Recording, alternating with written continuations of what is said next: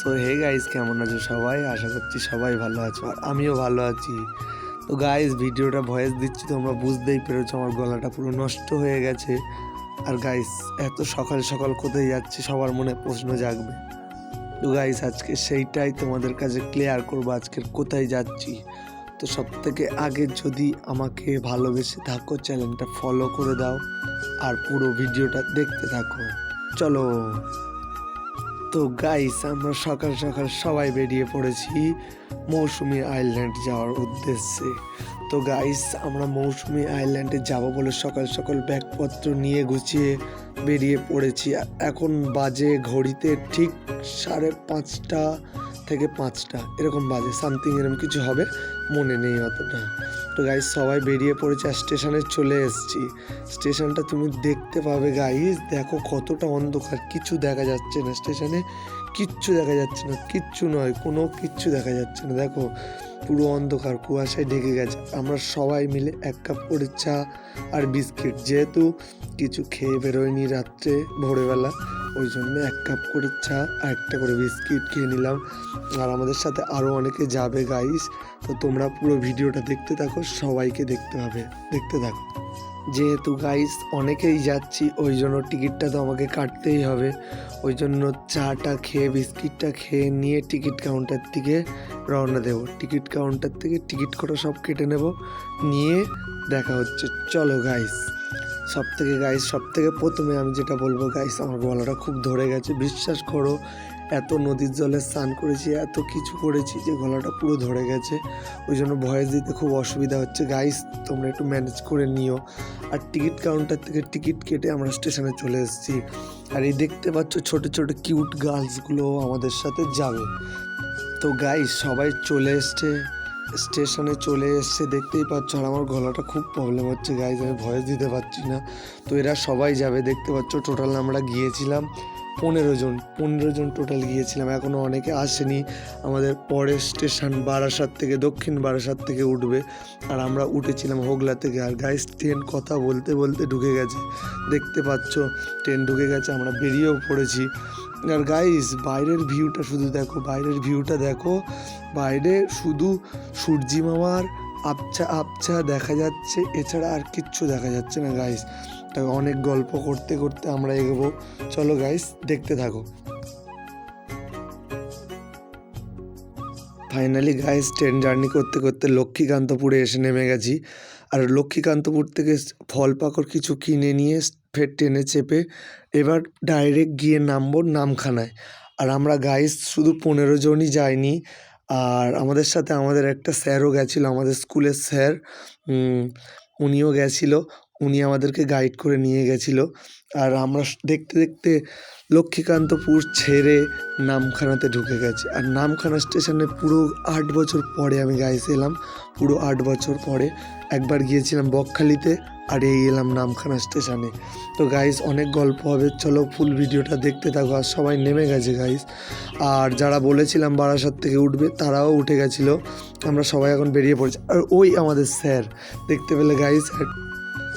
নামখানাতে অনেক দিন আসা হয়নি গাইস, সব চেঞ্জ হয়ে গেছে নামখানাতে, সব কিছু চেঞ্জ হয়ে গেছে। আর বাইরে বেরোতেই টোটো, অটো, রিক্সা, ভ্যান, কত কিছু গাইস। আর একটা দাদা ডাব নিয়ে বসে আছে, যেহেতু আমরা ডাব খাইনি, কারণ আমাদের স্যারেদের 30-35টা ডাব গাছ আছে। সব গিয়ে তোমাদেরকে দেখাবো, এই ভিডিওতে না দেখাতে পারে পরের ভিডিওতে দেখাবো, তো তোমাদেরকে সব দেখাবো গাইস। তো গাইস চলো, আমরা বেরিয়ে পড়েছি।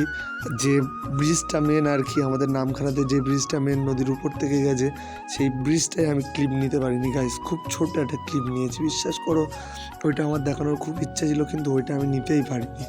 আর যে ভাইদের কথা বলছিলাম বারাসাত থেকে উঠবে, তারাও উঠে গেছে। আর ভেবো না গাইস, আমরা ভাই বোনকেও সবাই, আমরা বন্ধু বান্ধবী, আর খুব নাচ গান করতে করতে সবাই পৌঁছে গেছি, দেখতে পাচ্ছ। আর পুরো রাস্তাটা পুরো গ্রাম্য রাস্তা, ধান চাষের জমি টমি সব দেখতে পাবে গাইস।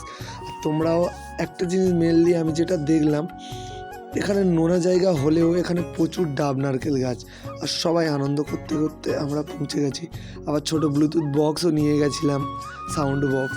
আর গল্প করতে করতে অনেকটা রাস্তা চলে এসেছিলাম। আর স্টেশন থেকে নেবেই 40 মিনিট মিনিমাম অটো ট্যাক্সি যাতায়াত করে টোটোতে যে কোনো গাড়িতে করে আসতে হবে গাইস।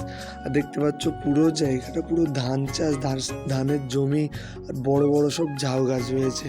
চলো গাইস ভিডিওটা দেখতে থাকো, সব দেখতে পাবে। আর সরি বারবার সরি বলছি আমি গাইস, আমার গলাটা খুব ধরে গেছে, আমি ভয়েস দিতেই পারছি না, তবু অনেক কষ্ট করে শুধু ভিডিওটা তোমাদের সাথে শেয়ার করার জন্য ভয়েসটা দিলাম গাইস। তো চলো যেতে যেতে কথা হচ্ছে। আর গাইস এই সেই বাগডাঙ্গা ফেরিঘাট, সবসময় আমরা মোবাইলে ইন্টারনেটে সবসময় দেখি যে বাগডাঙ্গা ফেরিঘাট, সেই বাগডাঙ্গা ফেরিঘাট ফাইনালি চলে এসেছি। আর দেখতে পাচ্ছ ভাটা পড়ে গেছে এখন, ওই জন্য সব শুকিয়ে গেছে। আর ম্যানগ্রোভ যেসব গাছগুলো দেখছি গাইস, সত্যি লাল কাঁকড়া যেমন আছে সেসব গাছের পাতা পাতা সবুজ হয়ে গেছে, কি সুন্দর লাগছে।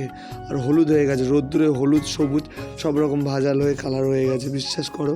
আর সবাই আসছে দেখতে পাচ্ছ, কোথায় যাচ্ছি জানি না, তবে হচ্ছে ড্রেসগুলো মেরেছে দেখো, সবাই ড্রেসগুলো মেরেছে দেখো, ড্রেস মেরে সব যে যার মতো গ্যাস সিলিন্ডারের মতো ওদেরকেও তুলে নিয়ে আমরা এখন নদীর মাঝখান দিয়ে যাচ্ছি। এই মিনিমাম 2 মিনিট থেকে 3 মিনিট লাগে এই ঘাটটাকে, বাগডাঙ্গা ফেরিঘাটটাকে টপকাতে।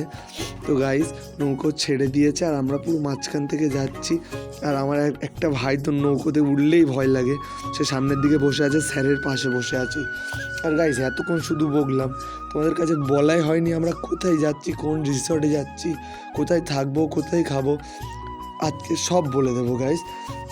তো গাইস এক্ষুনি বলে দেবো তোমাদের কাছে, আজকে আমরা একটা স্যারের বাড়িতে যাচ্ছি, যে স্যারের বাড়ি ওই মৌসুমী আইল্যান্ডে, সেই স্যারের বাড়িতে যাব, কোনো রিসর্ট নয়, কোনো কিছু নয়। ওই জন্য বাগডাঙ্গা ফেরিঘাট থেকে নেমে টোটো বুক করতে হবে, টোটো বুক করে ওখান থেকে 10 মিনিট লাগবে গাইস। তো আমাদের স্যারের বাড়িটা কুসুমডাঙ্গা বলে একটা জায়গায়, ওখানে কুসুমডাঙ্গা যেতে ফেরিঘাট থেকে 10 মিনিট লাগে।